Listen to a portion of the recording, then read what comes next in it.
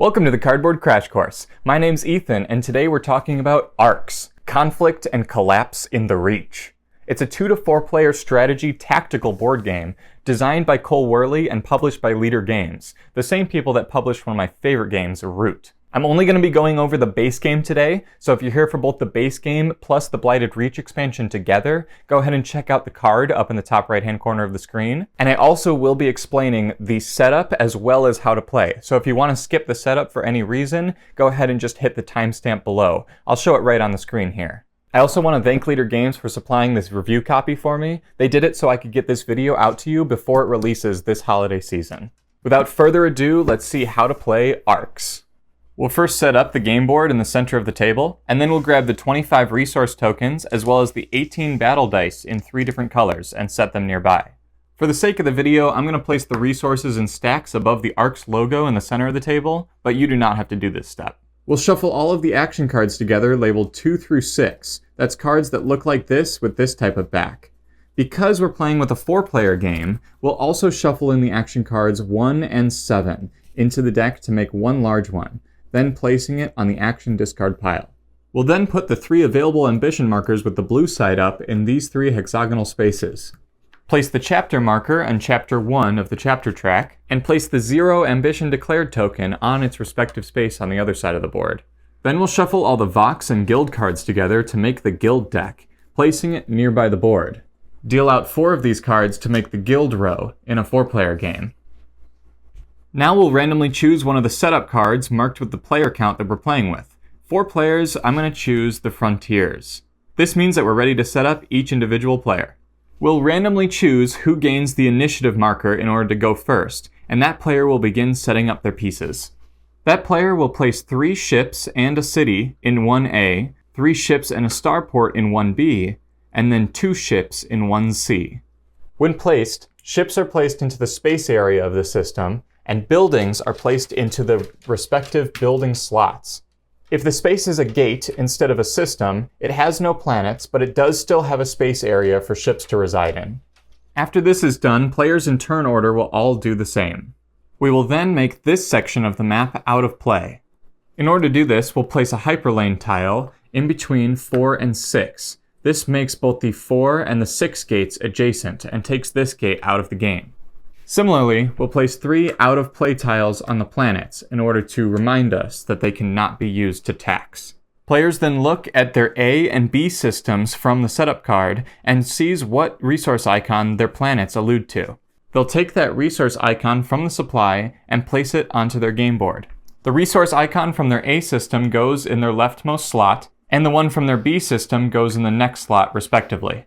The players then place their remaining cities that haven't been placed on the game board onto their player board in these triangle slots from right to left.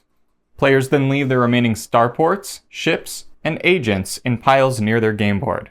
Then finally place your power marker on the 0 space of the power track. Finally, to start the game, we'll deal 6 cards out to each player from the action card deck in order to be their starting chapter's hand. We'll then place any remaining cards face down into the action discard pile. And now we're ready to play ARCS. The player with the initiative marker will go first and be the lead player for the chapter. The game goes until we have a certain amount of victory points or after chapter 5. For a 4-player game, if the chapter ends with 27 victory points on any player, that player immediately wins. And if it gets to chapter 5, the player with the most victory points wins. Now you may have heard this game being explained as a trick-taking game. I'm going to teach this game as if you have no idea what that is. So if you've heard that here and there and you've never played Bridge or any of those old card games, then don't worry. We're going to teach this game as if it's brand new. Additionally, if you know anything about ARCS, you'll realize that I skipped out on the Leaders and Lore module that's optional for the game. This module increases complexity, and it's recommended after your first 1 or 2 games, or even more once you get comfortable with it. Although I'm teaching the game as if we didn't have the module, it wouldn't mess up too much installing it, so we'll go ahead and teach that at the end of the video. Also, if you get to the end of this video and want to recommend a different game for me to teach, please leave that in the comment section below, because there's a good chance that I'll get to it. Let's start with what options the lead player has. A round in ARCS begins when the lead player takes one of the cards from his hand of his choice and plays that card into the lead slot to make Aggression the lead suit. There are also cards of other suits, such as Administration, Construction, and Mobilization. I'll explain all of these in time, but let's dissect this aggression card to understand better what's going on. This number in the top left corner is what means the least in this very moment. The lead player can't do anything with this number, but other players can surpass this number in order to gain the initiative. The pips here are what really matter. The lead player may do actions up to the number of pips on this card, and the actions that he can take are listed below the name on the card. So he can battle, or move, or secure up to 2 times, in any order. Finally, the ambition of the card is listed on the bottom left corner. This always is indicated by the number on the top left. The lead player has the ability when he plays his card to declare this ambition. I'll explain that in just a minute. After the lead player performs all of the actions on the card he played into the lead slot, the other players one at a time may play a card in order to either surpass, copy, or pivot the lead suit. When it comes to a player's turn, they can surpass the lead card by playing a card with a higher number within that same suit. By doing so, you have the ability to perform all of the actions equal to the number of pips as explained on the card. Because this is aggression, they could either battle or move or secure twice in any order. The next option they have is to copy, so the next player may play a card face down. This could be any card of any suit. When doing so, they can copy the lead suit and perform any of the actions listed on this card, but they treat their card as if it's a 1 pip. So they may only perform 1 action. Another option players may have on their turn is to pivot. To do so, you can play a card of any suit and perform the actions listed on this card. So they could either move or influence using the mobilization. But because they pivoted from the lead suit and did not surpass using the same suit, they treat their card as if it only has 1 pip. So they could move or influence only 1 time. Regardless of what the players do, after all of their actions have performed from all of their cards, we'll place all of the cards face down into the discard pile and end the round. Let's rewind and look at another option that this player would have had when he played. Any player, when playing a card, may also play a second card face down underneath that card in order to seize the initiative. When you do so, you take the initiative marker from the lead player regardless of what card you played and put it next to your player board. You become the lead player for the next round. Keep in mind, doing so is really risky and you must have a plan, because if it ever comes around to you and you do not have any cards in your hand, your turn is skipped. So this essentially puts you down a turn for the round in order to make sure that you can go first. But why would you want to go first other than being able to do all the pips on a card? Well, let's rewind even further and talk about declaring ambition. As soon as the lead player plays a card to the lead slot, but before he performs any of the actions on that card, he may declare ambition. To do so, he places this 0 marker over the top of his card, making it so it's very easily surpassed because it drops his number on the card down to 0. When he does so, he looks at the bottom left corner and declares the ambition that relates to this symbol. It also is always shown by what number it is on the card. The ambitions are all listed on the right side of the player mat, 2 through 6. Because this related to the 3 Tyrant ambition, he'll take the top most victory points on these ambition markers and place it onto the ambition. This makes it so at the end of the round, all players will score for the Tyrant ambition. The lead player believes that he's going to come out first, and if he does so, he'll gain 5 power. The second place will gain 3. But because he's the lead player, other players have their actions to play after him and may overtake his Tyrant position in order to claim the lead. Only declare ambition if you're truly ambitious. Each of the different cards relate to a corresponding ambition, so this number 2 will always be Tycoon, and a number 5 will always be Keeper. I'll show what the different ambitions mean after we go through the different actions, but in a 4-player game we also have 1s and 7s. A 1 is special because although it usually has a lot of pips, it cannot declare any ambitions. And a 7 is special because although it has very few pips to do any actions with, it always automatically seizes the initiative without having to play another card face down. On top of that, it can declare any ambition, so any of the 2 through 6. If at the end of the round no players have played a second card or a number 7 in order to seize the initiative marker goes to the player who has played the highest number of the lead suit and surpassed the lead suit card. In either case, once the round ends, we'll score the ambition and then remove that token and discard all of the cards in this row. Keep in mind that cards are always discarded face down, so it helps to have a good memory. Play like this continues until no players have any more cards at their hand at the beginning of a round. If at any time the lead player does not have a card in his hand but other players still do, he passes the initiative in player order to the next player. That player becomes the lead. Let's talk about what happens at the end of a round once all cards are gone from people's hands, and then we'll rewind a little bit and talk about each of the actions and each of the ambitions. Firstly, to score an ambition, you'll look at the amount of whatever the ambition is looking for and then score for first and second place. Ambitions will score only if they have any scoring ambition markers on them, and some ambitions may even have multiple of these if they were declared multiple times in a round. The player who fulfills the requirements for the ambition the most will gain the top power, while the player who fulfills it the second most will gain the bottom power. Any players who tie for first will all gain the second power instead, and any players who tie for second best will instead gain no power at all. Ambitions with multiple markers can be combined, so in this case, the player who gained it the first most will gain 5, and the player who gained it the second will gain 2. To do so, move your markers up that many spaces on the power track. At this point, it's considered cleanup. We'll remove all of these tokens and place them up in the top, just like they were at the beginning of the game, and then any tyrant captives or warlord trophies will be returned to their players. That will make more sense in just a bit, I promise. Then we'll flip the ambition markers. The ambition marker that's showing the lowest power up at the top will be flipped. So from now on, this ambition, instead of being a 2-0, is a 4-2. So the first ambition will still be 5 power, but the second ambition will be worth 4 power.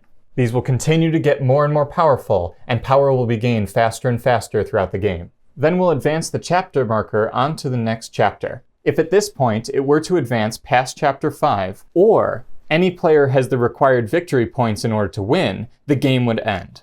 At this point, if the game did not end, start a new round by dealing each player 6 new action cards, starting with the lead player begin the next round. The first action we have to talk about is the tax action, found on the administration card. To do so, you'll choose either a loyal city or a rival city that you control. You'll gain 1 resource of that planet's type from the supply and add it to your player board. You add it to your player board on any of these open slots, just like we did during setup. When you do so, you can always rearrange any of the tokens that you'd like on your board while you're adding them. If you ever were to gain another resource while you had a full selection, you have to discard one before you place another. We can also tax a rival city as long as we control the system.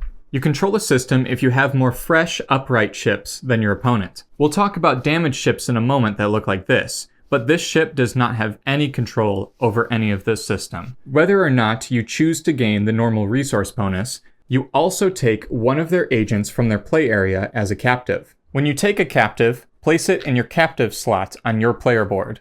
Keep in mind you can only tax a city once per turn, even if you have multiple pips of that action card. The next action to look at is build, found on the construction card. When we build, we can either build a building or a ship. To build a starport is simple. You simply take it from your supply and add it to any of the building slots in a system with any loyal pieces. To build a city is the same, but you always take it from the leftmost slot on your player board. This opens up new places to keep resources. Eventually, when you build enough cities, you'll unlock more ways to gain more power when you win ambitions, including up to 5 if you build all of your cities. Although you can build buildings in anywhere where you have a loyal piece, if the system is controlled by another player, you place it on its damaged side face up.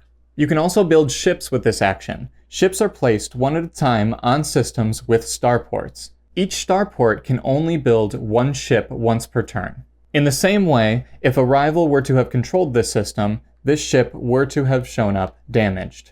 Next up is the move action, shown on both the aggression card as well as the mobilization card. To move, you move any number of loyal ships from one system to any adjacent system. Systems are adjacent if they're connected by this thin line, so these 2 planetary systems would be adjacent. Both of these systems would also be adjacent to this gate, because remember, although this gate does not have any planets, it's still a system ships can travel through. This 4 gate would be connected to this 3 gate, but these two planetary systems would not be connected adjacently because of this thick black line. This means that in order to travel from this blue system to this red system, you'd have to travel up into the 4 gate, over to the 3 gate, and then back down, making a total of 3 moves. So an example of a move would be taking this ship and moving it into the 4 gate here. There is also something called catapult moves, using your starports. If you move from a system with a loyal starport, you can take this catapult. You keep moving the ships as much as you want, dropping them off however you'd like, until they move into any planet or a gate that is controlled by anyone else. So, because this out-of-play marker makes the 4 gate and 6 gate adjacent, and this yellow player is starting from a starport, he could move any number of these ships, choosing 2, and move them up to the 4 gate, to the 6 gate, and all the way down into this system or any of these systems with enemy players, and dropping off ships along the way. Catapult moves are very powerful, especially in the early game where things aren't quite as congested. Next up is the repair action, shown on the construction and administration cards. Repairing is probably the most simple action you can take, but is very important. Anywhere on the map, per repair action that you take, you can either stand up 1 damaged ship, or flip over 1 damaged city to their fresh sides. Next is the influence action, shown on mobilization and administration. To take an influence action, you take one of your agents from the supply and add them to any of the guild cards or Vox cards in the guild row. The guild row is called the court and will be referenced as the court from here on out. So the yellow player chooses to place his agent on loyal keepers. The influence action ties in directly with the secure action, found only on the aggression card. To do a secure action, you take 1 card from the court in which you have the most agents. Because this Sworn Guardians card has equal agents of each player, the yellow player would not be able to claim this card. But the Loyal Keepers has 2 of his agents and 1 of another player's agents, so he could take the Loyal Keepers card, and he will. When he takes the card, he'll place it next to his player board, and then take all of his agents off of it and place them back in his supply. Then they'll take the agent or agents from any number of other players that are on the card and place it in his captives. This is the same spot that we got the blue player's agent from with the tax action earlier. If the card was instead a Vox card in the court, it has a win secured ability and then is immediately discarded into a discard pile. Any cards that are taken from the court are then replenished and a new card joins the court. I'm skipping over quickly what these cards will do, but after we talk about the battle action and a couple more things, we'll come back to them.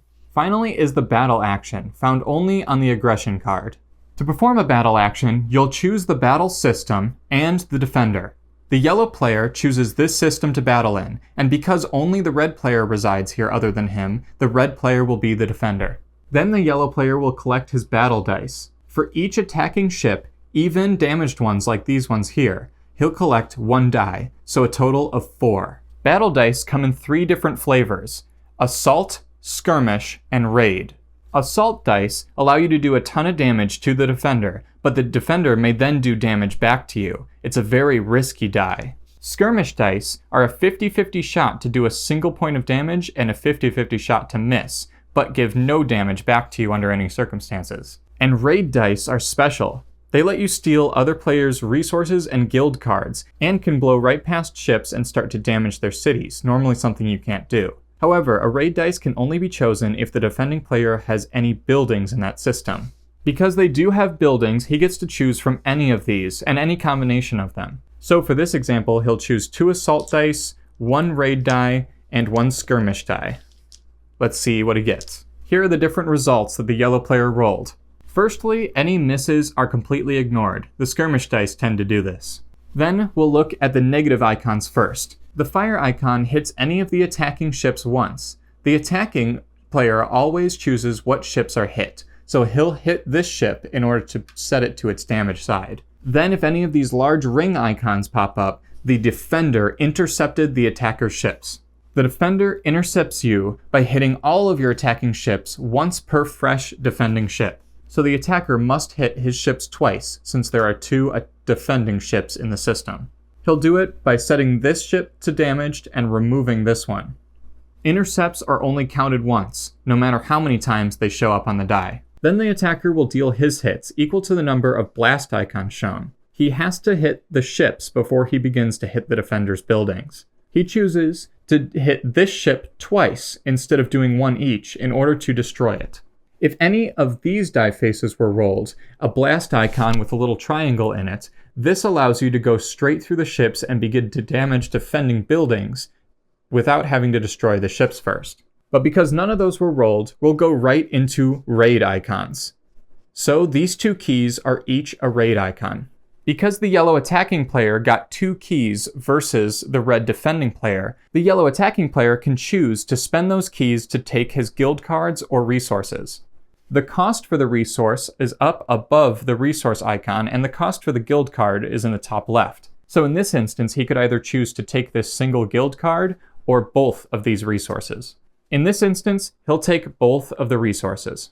The attacking player adds the resources to his board as always, and then takes any of the destroyed ships or buildings and places them into his trophies section. Because the attacking player lost a ship in that battle, however, the red player will take one of the yellow ships and place it in his trophies section as well.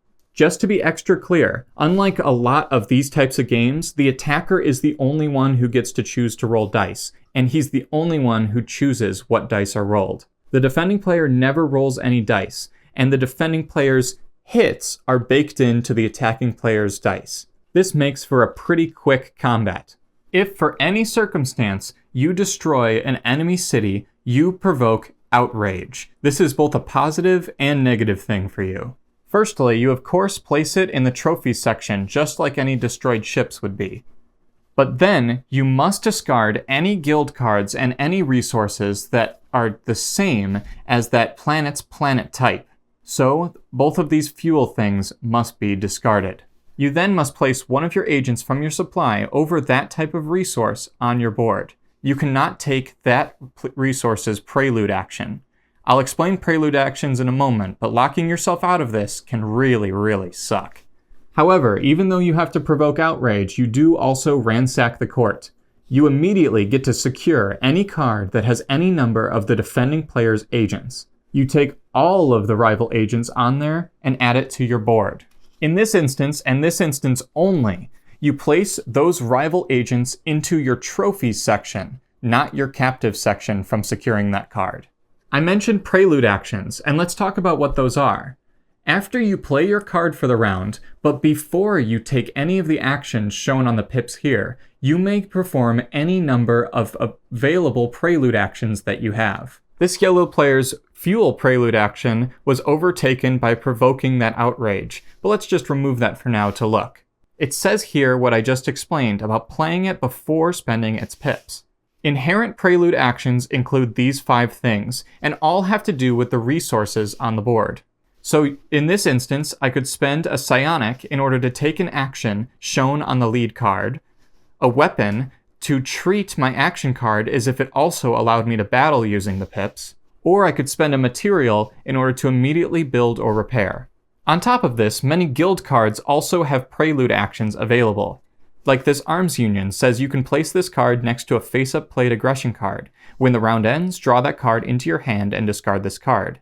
This would make it so you could play that aggression card again, and most likely be the only one playing on the last round of that chapter. So now that you understand prelude actions, let's talk about the other powerful things that guild cards can do. Guild cards were partly explained earlier during battle, but they have 3 parts to their card. Firstly is a suit. This matches the resources, and guild cards in your play area actually count towards ambitions, which we'll explain in a moment. We then have the raid cost, which I explained earlier as the amount of keys needed to steal this card from you. And finally, we have the rules here. Many guild cards, like this one, will just have constant effects, and this Loyal Keepers actually lets you keep it if you provoke outrage in a relic planet. Some guild cards, however, will have prelude actions like explained before, or additional actions, which are any of these with the parentheses icon.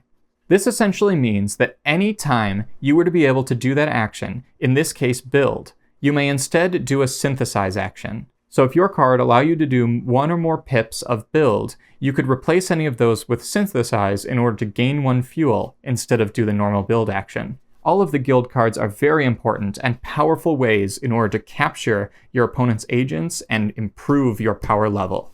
Finally, let's look at what each of the ambitions is looking for when it comes to scoring for power. Tycoon is pretty simple. It's looking for the person with the most amount of fuel resources and material resources combined from their player board resources as well as guild cards. In a similar vein, Keeper is looking for the same thing when it comes to relics, and Empath is looking for the same thing when it comes to psionics. Tyrant and Warlord are a little different, but similar to each other. Tyrant is looking for the person with the most amount of captives on their board, and Warlord is looking for the person with the most amount of trophies on their board. In either case, after Tyrant is scored, all captives are returned, and after Warlord is scored, all trophies are returned. Keep in mind that you must at least have one item to do with the scoring ambition. So, because this red player had no captives, he could not score any points, even from second place, from the Tyrant ambition. Aren't you excited? You're now ready to play your first game of ARCS. Let's talk quickly about how to introduce these exciting leaders and lore modules. To do so, during setup, as you choose your player color, you'll also give out a row of leaders and then a row of lore underneath them. Starting in reverse turn order, each player will choose either a lore card or a leader card, and then it'll go all the way to the first player and restart. You'll have to then choose whatever card that you didn't pick the first time. So each player will end up with one leader and one lore.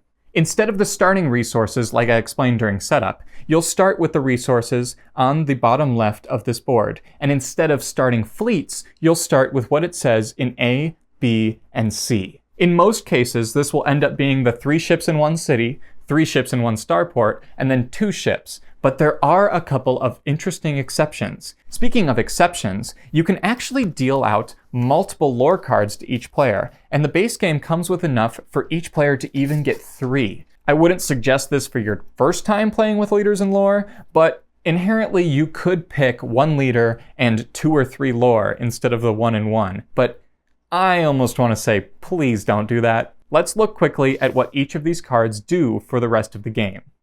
Lore cards are the simpler of the two. Don't they remind you of the other type of card you could get during the base game? Well, anyway, they allow you to do different actions, prelude actions, and even upgrade your inherent abilities in the game. Pretty simple. Leaders, on the other hand, other than the starting resources and starting fleet, give you 2 different abilities each. The first ability is always a positive ability, so for Upstart it would be Ambitious. And the second ability is always a negative one that other players can learn to take advantage of. This ability being Callow. Or Callow? I don't know. Leader Games were also kind enough to supply me with the Leaders and Lore pack, which is simply just a small pack of more leaders and more lore for you to explore. And although it's not necessary, it does seem nice to mix up the game with some leaders and make it kind of more similar to a Twilight Imperium or Root experience where each player is playing with different asymmetric powers. Either way, I had a ton of fun playing this game, and I hope that you understand now how to play in a pretty clear and concise way. If you like the way I explain this game, please go ahead and subscribe and leave in the comments below what games that you'd like to hear how to play in the future. If you really love this video, check out the Patreon in the link in the description. I know this ending to the video probably hurts my retention on YouTube, but for those of you who stuck around till now, thank you very much and have a fantastic rest of your day. Your time is very precious. Thank you for sharing it with me.